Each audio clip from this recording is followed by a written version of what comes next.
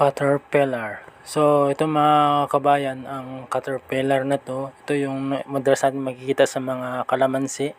Ito yung mga magagandang klase ng mga butterfly.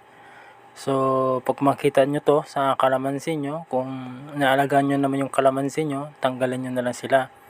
So, kung sa damo naman, hayaan nyo lang para dumami.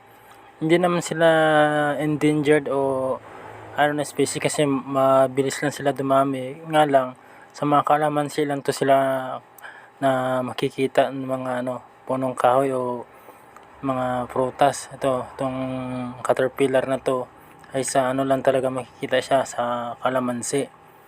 So, ito yung madalas nyo makikita ng butterfly na yellow tapos dark spot niya black. Yan, mapapansin nyo yan, yung ganong style ng mayroon akong example sa ibang video ko na butterfly. So, ganun siya pag